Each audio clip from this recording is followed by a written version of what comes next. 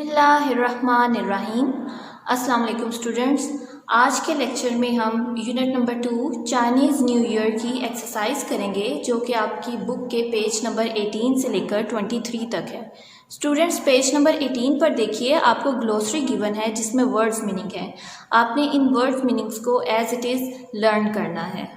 Words meanings ये हैं: association, feeling that is connected with a particular event; celebration, party or special event at which you celebrate something; customary, usual for somebody; gatherings, bringing together or coming together of people of a family; lunar, relating to the moon; partake, take part or share in; recipient, receiver; reinvigorate, strengthen; symbolize, to represent something by means of a symbol; traits, characteristics।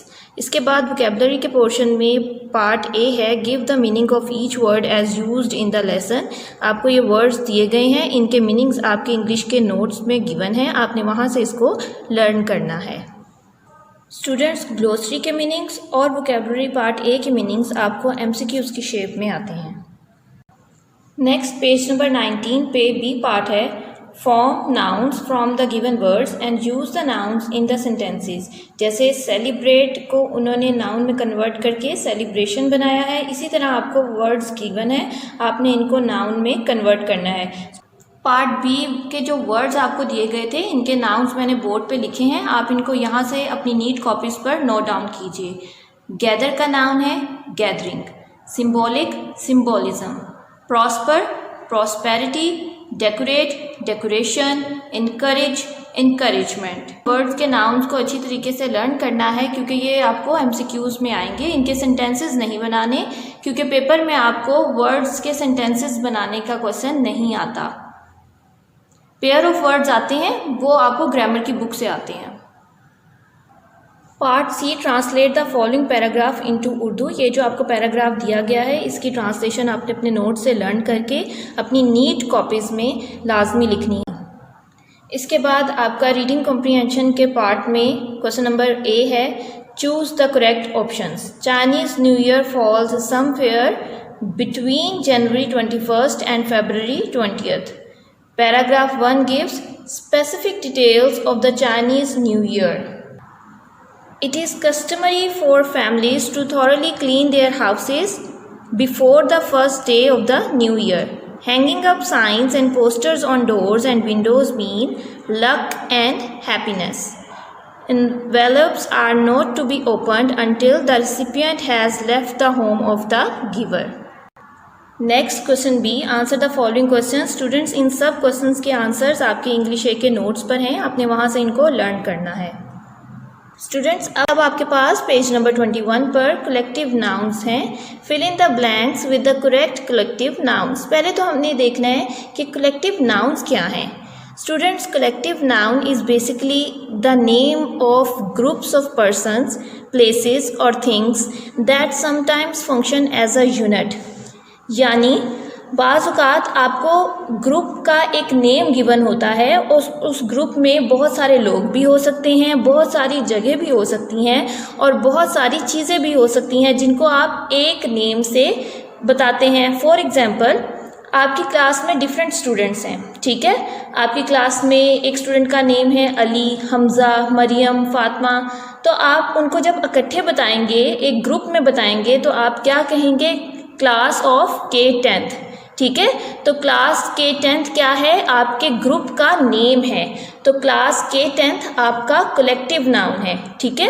अब आपको different blanks given हैं, आपने इनमें देखना है कि group किस चीज़ का आपको गिवन है, और उस ग्रुप का नेम जो है वो आपने ब्लैंक में पुट कर देना है।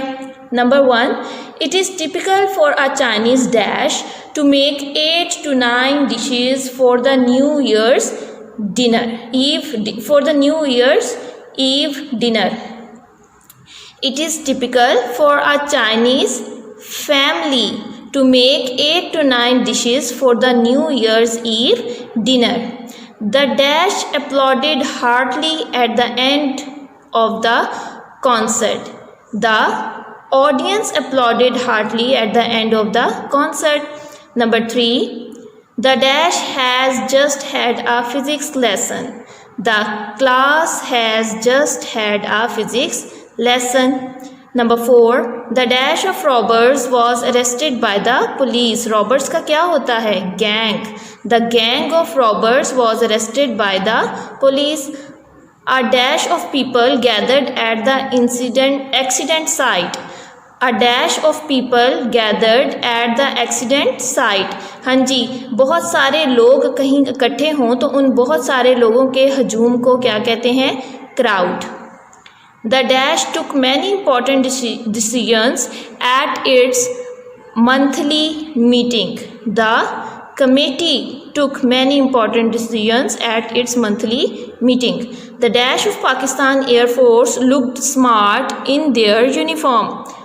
The crew of Pakistan Air Force looked smart in their uniforms. Next आपके पास है यूज़ ऑफ मस्ट और मस्ट नोट. आपने ये अब देखना है कि मस्ट कहाँ पर लगाते हैं और मस्ट नोट कहाँ पर लगाते हैं. स्टूडेंट्स, जब कोई काम आपको कहा जाता है कि आपने ज़रूर करना चाहिए आपको या लाजमी करना चाहिए, बहुत स्ट्रॉन्ग ऑब्लिगेशन उस पर लगाई जाती है, यानी लाजमी फ़र्ज़ करार दिया जाता है, तो आप मस्ट का यूज़ करते हैं. All cleaning must be finished before new years day, यानी न्यू ईयर्स डे से पहले सारी जो क्लीनिंग है वो आपकी लाजमी ख़त्म हो जानी चाहिए. अब आप देखिए, आपको लाजमी और चाहिए दोनों इकट्ठे दिए गए हैं ना. अगर आपको सिर्फ दिया जाता कि चाहिए, ये काम तुम्हें करना चाहिए, तो आप शुड का इस्तेमाल करते. लेकिन जब किसी काम को लाजमी फ़र्ज़ करार दे दिया जाए, उस पर बहुत स्ट्रॉन्ग ऑब्लिगेशन उसको बना दिया जाए, तो फिर हम मस्ट का यूज़ करते हैं. यानी चाहिए का वर्ड तो उर्दू में इस्तेमाल होता ही है जुमले के आखिर पे, लेकिन लाजमी चाहिए या ज़रूर चाहिए जब आपको कहा जाता है तो फिर आप मस्ट का इस्तेमाल करते हैं. इसी तरह जब किसी स्टेटमेंट में आपको सख्ती से मना किया जाता है, यानी स्ट्रॉन्ग प्रोहिबिशन लगा दी जाती है, तो आप मस्ट नॉट यूज़ करते हैं. Mother, you must not play with matches, यानी मदर जो हैं वो कह रही हैं कि तुम्हें माचिस से बिल्कुल भी नहीं खेलना चाहिए, ठीक है, क्योंकि उसे आग लग सकती है, नुकसान पहुंच सकता है. तो जब किसी चीज़ से बहुत सख्ती से रोका जाता है तो हम मस्ट नॉट यूज़ करते हैं, और जब किसी चीज़ को सख्ती से करने के लिए कहा जाता है तो फिर हम उसके लिए मस्ट यूज़ करते हैं. स्टूडेंट्स, अब आपको पेज नंबर 22 पर बी पार्ट में एक्सरसाइज गिवन है, filling the blanks with must और मस्ट नॉट. अब आपने सेंटेंस को पढ़कर ये देखना है कि क्या इसमें स्ट्रॉन्ग प्रोहिबिशन है या स्ट्रॉन्ग ऑब्लिगेशन है. अगर स्ट्रॉन्ग ऑब्लिगेशन है तो आपने मस्ट का वर्ड यूज़ करना है. अगर स्ट्रॉन्ग प्रोहिबिशन है यानी सख्ती से मना किया जा रहा है तो आपने मस्ट नॉट यूज़ करना है. नंबर 1 में she dash eat so much sugar, इसमें स्ट्रॉन्ग प्रोहिबिशन है तो हम मस्ट नॉट यूज़ करेंगे, यानी सख्ती से मना किया जा रहा है ना.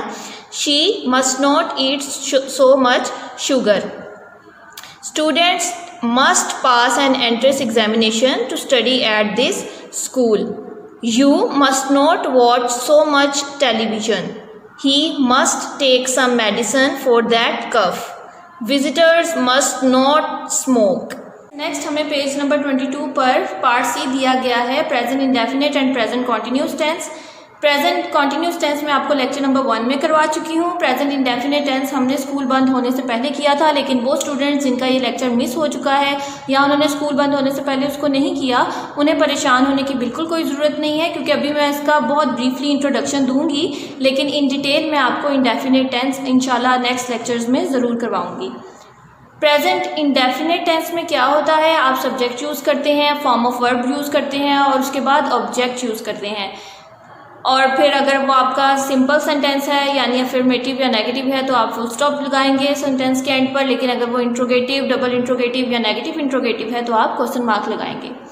सब्जेक्ट प्रेजेंट इंडेफिनिट टेंस में अगर आपका सब्जेक्ट जो है वो सिंगुलर है तो आप फॉर्म ऑफ वर्ब के साथ एस या एस लगाएंगे, लेकिन अगर आपका सब्जेक्ट प्लूरल है तो आप फॉर्म ऑफ वर्ब को एज इट इज़ सिंपल ही लिखेंगे. नेगेटिव स्टेटमेंट्स में हम डू और डज का यूज़ करते हैं. सिंगुलर सब्जेक्ट्स के साथ आप डज यूज़ करते हैं, जबकि प्लूरल सब्जेक्ट के साथ आप डू यूज़ करते हैं. और form of verb do, does, did के साथ आप सिंपल यूज़ करते हैं, यानी first form of verb use करते हैं.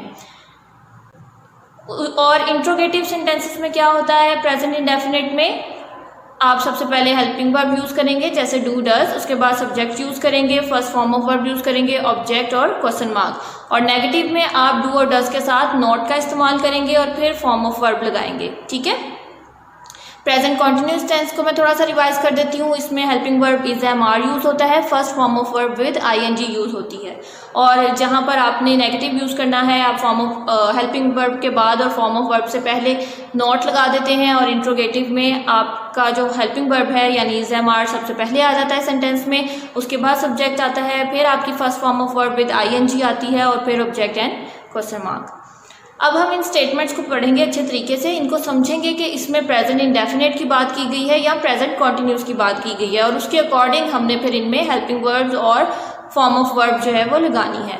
इंडेफिनिट टेंस वो होता है जो आपकी रूटीन या हैबिट बताता है, यानी आपके रोज़मर्रा के काम या ऐसे काम जो आपकी आदत में शामिल हो, या ऐसे काम जो आप रूटीन वाइज करते हैं। ठीक है, चाहे आप हफ्ते में एक दफ़ा करें, महीने में एक दफ़ा करें या रोज़ करें, वो आपकी रूटीन ही होती है।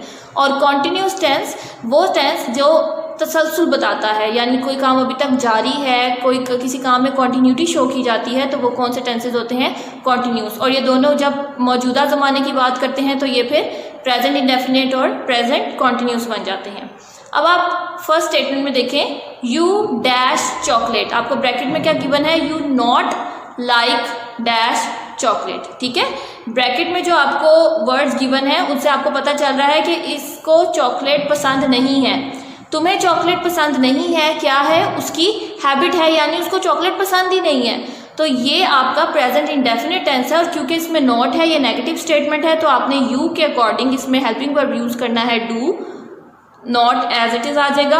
और जब डी फैमिली का कोई भी मेंबर आप यूज़ करते हैं जैसे डू डिड डज, तो फिर उसके साथ आप first form of verb simple लिखते हैं। तो ये स्टेटमेंट क्या बन जाएगी, you do not like chocolate, she not study dash at the moment. At the moment से हमें पता चल रहा है कि ये अभी बात जारी है और इसमें तसलसल पाया जा रहा है, इसलिए आप शी के according helping verb is use करेंगे, नॉट एज इट इज़ आ जाएगा क्योंकि नेगेटिव स्टेटमेंट है, और कॉन्टिन्यूटी को शो करना है आपने, तो फिर आपने स्टडी के साथ आईएनजी लगाकर इसको स्टडिंग बना देना है। She is not studying at the moment, यानी वो इस लम्हे में नहीं पढ़ रही है।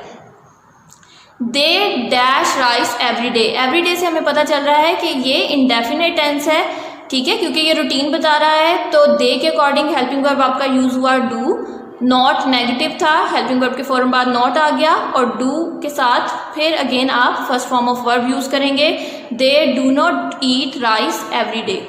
We not work dash now, now से हमें पता चल रहा है कि ये बात अभी की बताई जा रही है, यानी जारी है ये चीज़, यानी हम अभी काम नहीं कर रहे हैं। तो रहे हैं को कैसे हमने शो करना है, कॉन्टिन्यूटी के साथ। We are not working now, we की अकॉर्डिंग आपने हेल्पिंग वर्ब आर लगाया, नेगेटिव के लिए नॉट आया, और वर्किंग के साथ कॉन्टिन्यूटी को शो करने के लिए आईएनजी आ गया। ठीक है, इट रेन अलॉट हेयर। ठीक है, यानी ये तो बहुत ही सिंपल स्टेटमेंट आपको मिल गई है कि वो आपको स्टेटमेंट पूरी ही शो ये कर रही है कि ये उस रूटीन है उस जगह की कि उस जगह पर बारिश बहुत ज़्यादा होती है। तो इट आपका सिंगुलर सब्जेक्ट है, उसके अकॉर्डिंग आपने रेन के साथ एस लगा देना है। ठीक है, तो ये सिंपली बन जाएगा it rains a lot here. I go dash on holiday tomorrow. अब आप ये देखें कि टुमारो से आपको क्या पता चल रहा है कि ये आपको फ्यूचर की बात की जा रही है। ठीक है, और टुमारो हमारा नियर फ्यूचर है। हम फ्यूचर के लिए विल और शैल तो यूज़ करते हैं, लेकिन जो हमारा नियर फ्यूचर होता है उसको हम प्रेजेंट कॉन्टिन्यूस टेंस से भी शो करते हैं। ठीक है, तो इसके अकॉर्डिंग हम आई के अकॉर्डिंग हेल्पिंग वर्ब यूज़ करेंगे एम, और गो के साथ कॉन्टिन्यूटी को शो करने के लिए आईएनजी लगा देंगे। तो ये हमारा क्या बन जाएगा, I am going on holiday tomorrow, यानी मैं कल छुट्टी पर जा रहा हूँ। तो वो नियर फ्यूचर की बात कर रहा है, और नियर फ्यूचर को हम प्रेजेंट कॉन्टिन्यूस टेंस के थ्रू भी शो कर सकते हैं, इसलिए हमने I am going on holiday tomorrow बना दिया है इसको। नेक्स्ट आपको पेज नंबर 22 पे ही पैराग्राफ दिया गया है जिसको आपने पंक्चुएट करना है। बहुत इजी तरीका है, आप इस पैराग्राफ को अपने चैप्टर के अंदर से देखिए और देख देख के ही इस पैराग्राफ को पंक्चुएट भी कीजिए। स्टूडेंट्स नेक्स्ट आपको पेज नंबर 23 पर यूज़ ऑफ हाइफन दिया गया है, यानी ये हाइफन का सिंबल है। हाइफन को हम कब यूज़ करते हैं? जब हमने किसी वर्ड को लिखना होता है और वो वर्ड जो है वो हमारा सेंटेंस जो लाइन है हमारे पेज की उसके बिल्कुल एंड पर आ रहा होता है, और एंड पर जो हमारे पास स्पेस रह जाती है उसमें वो वर्ड जब कंप्लीट नहीं आता और हमें हाफ पार्ट जो वर्ड का है वो ऊपर वाली लाइन में लिखना पड़ता है और हाफ पार्ट नीचे लेकर जाना पड़ता है, तब हम हाइफन का यूज़ करते हैं। अब आपके पास 6 रूल्स हैं जिनके अकॉर्डिंग आप हाइफन जो है वो यूज़ कर सकते हैं। Number 1, divide the word between syllables, it means that one syllable words are never divided. Students, अब ऐसा वर्ड जिसमें सिर्फ एक सिलेबल है ना, यानी जैसे SUB सब, ठीक है, 1 सिलेबल वर्ड है, ऐसे वर्ड्स को आपने हाइफन लगा के डिवाइड नहीं करना। अगर आपके पेज की एंड पे जो आपकी पहली लाइन है पेज की उस पर आपको जगह नहीं मिली तो आप पूरा का पूरा वर्ड जो है वो सेकेंड लाइन में लिखेंगे, ठीक है। लेकिन ऐसे वर्ड्स जो कि 2 और मोर देन 2 सिलेबल्स के हों और वो डिवाइड हो सकते हैं, ऐसे वर्ड्स के लिए आपने क्या करना है, आपने उसका एक पार्ट जो है वो फर्स्ट लाइन के एंड पे हाइफन के साथ लिख देना है और सेकंड पार्ट जो है वो आप सेकंड लाइन में ले जाएंगे। फॉर एग्जांपल सपोर्ट, ठीक है, जब मैं इसको बोलती हूँ तो ये कितने पार्ट्स में डिवाइड हो रहा है? 2 पार्ट्स में। सपोर्ट, सब पार्ट 1 एंड पोर्ट पार्ट 2। तो ऐसे वर्ड्स के साथ आपने क्या करना है, हमेशा जो उसका फर्स्ट वर्ड होगा, पार्ट होगा, उसको आप फर्स्ट लाइन के एंड पे ले जाएंगे और हाइफन आप उसी पार्ट के साथ लगाएंगे। रिमेनिंग पार्ट आपने सेकेंड लाइन में ले जाना है, ठीक है। कभी ऐसे नहीं करना कि सपोर्ट 2 पार्ट्स में डिवाइड हो रहा है तो उसका सिर्फ S लिखकर आप हाइफन लगा दें या U लिखकर आप हाइफन लगा दें, नहीं, ये गलत तरीके हैं, ठीक है। आपने हमेशा उसका पूरा पार्ट जो होगा ना, सब पूरा फर्स्ट पार्ट, वो आप फर्स्ट लाइन में लेकर आएंगे उसके और साथ हाइफन लगाएंगे और फिर जो उसका रिमेनिंग पार्ट होगा, पोर्ट या कोई भी वर्ड और भी हो, दूसरा कोई हो, तो रिमेनिंग पार्ट आपने फिर सेकेंड लाइन में ले जाना है। अब रूल नंबर 2 देखिए, the hyphen goes at the end of the first line. Support, जैसे कि ये 2 पार्ट्स में 2 पोर्शंस में डिवाइड हुआ था वर्ड, ठीक है, आपने ये कभी भी नहीं करना कि सब तो मैंने लिख लिया, मैंने पार्ट 1 लिख लिया तो अब मैं हाइफन की जगह नहीं है तो हाइफन मैं सेकंड लाइन में लगा देता हूँ या लगा देती हूँ, नहीं, ये गलत तरीका है। हमेशा हाइफन जो है वो आपकी प्रीवियस लाइन में आएगा, ठीक है। जिस लाइन के एंड पर आपने अपना हाफ वर्ड लिखा है ना, हमेशा उस पार्ट के साथ आपने हाइफन लगाना है, ठीक है। पहली लाइन, प्रीवियस लाइन में आपने हाइफन लगाना है। कभी भी न्यू या सेकंड लाइन जो है उसमें उसके स्टार्ट में आपने वर्ड के साथ हाइफन नहीं लगाना, ठीक है। ये देखें, फर्स्ट लाइन है, ये सेकंड लाइन है, ठीक है। इन्होंने इधर क्या किया हुआ है कि फर्स्ट लाइन में सिर्फ हाफ वर्ड लिखा है और हाफ वर्ड जो है वो सेकंड लाइन में ले जाकर उससे पहले हाइफन लगा दिया है। ऐसा आपने नहीं करना, ये गलत तरीका है, ठीक है। ठीक तरीका ये है कि फर्स्ट पार्ट जो था वो फर्स्ट लाइन में लिखा उसके एंड पे और फिर साथ उसके हाइफन भी मेंशन किया है और फिर रिमेनिंग पार्ट जो था वो सेकंड लाइन के स्टार्ट पे लिख दिया, ठीक है। थर्ड रूल में आपने प्रीफिक्सेस और सफिक्सेस को देखना है। प्रीफिक्सेस क्या होते हैं? जो वर्ड के बिल्कुल स्टार्ट में लगते हैं, यानी बिगनिंग ऑफ द वर्ड होते हैं, हम वर्ड से पहले लगाते हैं। प्री का मतलब है पहले, प्रीफिक्सेस यानी वर्ड से पहले फिक्स किया जाता है। सुफिक्सेस आफ्टर द वर्ड, यानी वर्ड के बाद में जो आप फिक्स करते हैं वो क्या है आपका वर्ड सुफिक्सेस। मेक नेचुरल डिवीजन्स, यानी प्रीफिक्सेस और सुफिक्सेस जब आप लगाते हैं फिर तो आपको ज़्यादा परेशान होने की ज़रूरत ही नहीं है कि ये वर्ड डिवाइड कैसे हो रहा है। वो जो आपने वर्ड से पहले प्रीफिक्स लगाया है वहाँ पर उसकी डिवीजन होती है, यानी प्रीफिक्स लिखकर उसके बाद आपने हाइफन मेंशन करना है एंड देन सेकंड लाइन में आपने बाकी जो बेस वर्ड था आपका आपने वो लिखना है, ठीक है। इसी तरह जब आप सुफिक्सेस लगाते हैं तो पहले आपने अपना बेस वर्ड लिखना है, फिर हाइफन लगाना है एंड नेक्स्ट लाइन में आपने सुफिक्स मेंशन कर देना है। फॉर एग्जाम्पल इंटरनेशनल, इंटरनेशनल जो है वो नेशनल हमारा बेस वर्ड था जिससे पहले हमने प्रीफिक्स लगाया है इंटर, तो इंटर लिखने के बाद आपने हाइफन मेंशन किया है फर्स्ट लाइन में ही और फिर सेकंड लाइन में आपने बेस वर्ड लिख दिया है। इसके अलावा अगर आपके पास सुफिक्स होता तो फिर आपने क्या करना था, फिर आपने बेस वर्ड जो था ना, जो आपका रूट वर्ड था, वो आपने फर्स्ट लाइन में लिखना था, उसके बाद हाइफन लगाना था और फिर सेकंड लाइन में आपने वो सुफिक्स मेंशन कर देना था। नेक्स्ट आपके पास रूल नंबर 4 है, do not divide proper nouns और एडजेक्टिव्स। जब आपको कोई प्रॉपर नाउन दिया जाएगा ना, जैसे किसी खास शख्स, चीज़ या जगह का नाम, या आपको एडजेक्टिव दिया जाएगा यानी ऐसा वर्ड जो कि किसी नाउन की क्वालिटी बता रहा होगा, ठीक है, तब आपने उस वर्ड को हाइफन लगा के डिवाइड नहीं करना। अगर आपके पास फर्स्ट लाइन के एंड पे इतनी जगह नहीं है कि वो वर्ड आ सके, तो फिर आपने वो पूरा का पूरा वर्ड सेकेंड लाइन में लिखना है। आपने उसको हाइफन लगा के तोड़ना नहीं है, वो गलत तरीका है, मार्क्स कट सकते हैं, ठीक है। जैसे पाकिस्तान इन्होंने एग्जाम्पल में दिया है, तो आप ये नहीं लिख सकते कि इतनी सी आपके पास स्पेस थी कि आप पाकिस लिखते, उसके बाद हाइफन लगाते और फिर नेक्स्ट लाइन में तान लिखते। नहीं, ये गलत तरीका है। आपने क्या करना है, अगर आपके पास फर्स्ट लाइन में जगह नहीं है, ख़त्म हो गई है या थोड़ी सी जगह है, तो आप देख सकते हैं, खुद से ये सोच सकते हैं कि अच्छा यहाँ पर तो मेरा ये वर्ड कंप्लीट नहीं होगा, तो फिर आपने उस पूरे वर्ड को सेकंड लाइन में ले जाना है, ठीक है।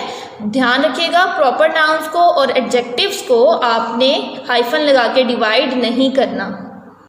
रूल नंबर 5 में देखिए, there should be at least 2 letters plus the hyphen on the first line and 3 letters on the second। यानी अगर आपका वर्ड जो है वो 5 लेटर्स का है, तो फिर आपने क्या करना है, आपने 2 लेटर्स को फर्स्ट लाइन में लिखना है और उसके बाद फर्स्ट लाइन के एंड पे आपने हाइफन मेंशन करना है, और फिर जो आपके 3 लेटर्स होंगे वो आपने रिमेनिंग 3 लेटर्स जो होंगे ना आपके, वो आपने सेकेंड लाइन के स्टार्ट में ले जाने हैं, ठीक है।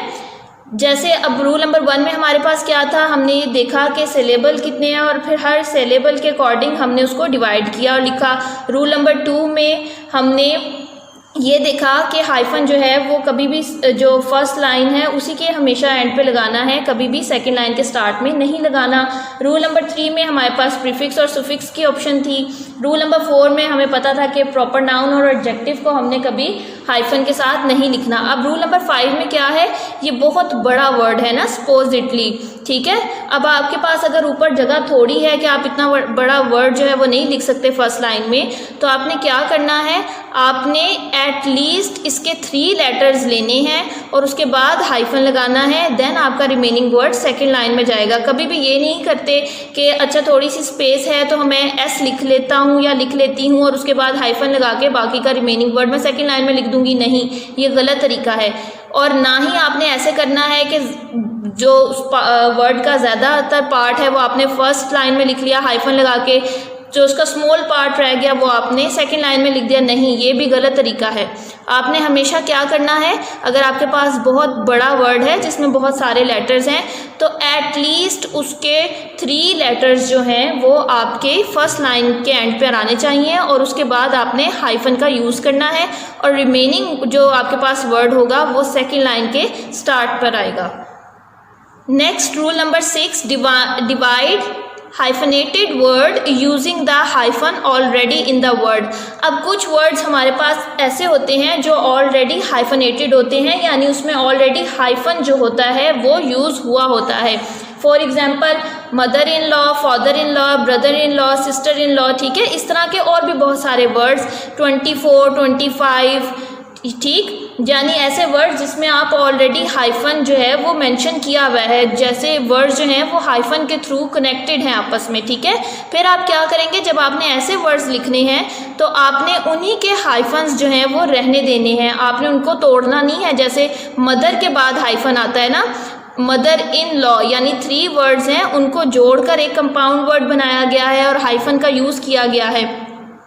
आपने कभी ये नहीं करना कि उस मदर को भी आपने डिवाइड कर दिया मौत में और फिर उसके बाद हाइफन यूज़ किया, फिर आपने सेकंड लाइन में लिखा and then your remaining word. ऐसे आपने नहीं करना, ये गलत तरीका है, ठीक है। आपने क्या करना है कि जितना वो वर्ड होगा उसी को यूज़ करना है और उसके बाद हाइफन लगा के रिमेनिंग वर्ड आपने सेकेंड लाइन में ले जाना है।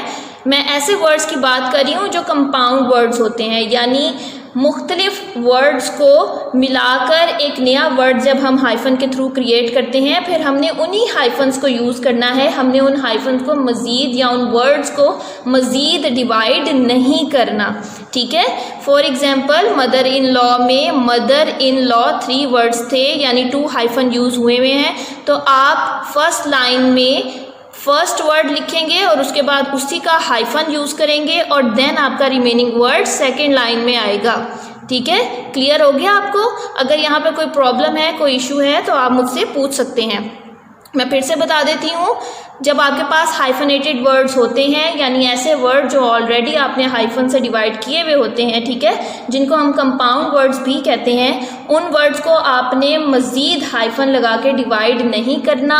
जितने हाइफन होते हैं उसमें जो फर्स्ट वर्ड है वो हाइफन के साथ आपने फर्स्ट लाइन के एंड पर लिख देना है, अगर आपके पास जो फर्स्ट लाइन के एंड पर प्रॉपर जगह नहीं है पूरा वर्ड लिखने की, ठीक है। और फर्स्ट वर्ड और हाइफन के बाद जो आपका रिमेनिंग वर्ड होगा वो सेकेंड लाइन के बिल्कुल स्टार्ट में चला जाएगा। स्टूडेंट्स, ये जितनी भी एक्सरसाइज आपको करवाई गई है, इस सारी एक्सरसाइज को आपने लर्न भी करना है और जो जो काम आपको लिखने को दिया गया है उसको आपने अपनी बुक्स पर लाजमी नोट करना है, ठीक है। और सारा काम आपने लर्न करना है, ये पूरी एक्सरसाइज आपके पेपर में इंक्लूड होती है। ओके स्टूडेंट्स, थैंक यू, अल्लाह हाफिज़।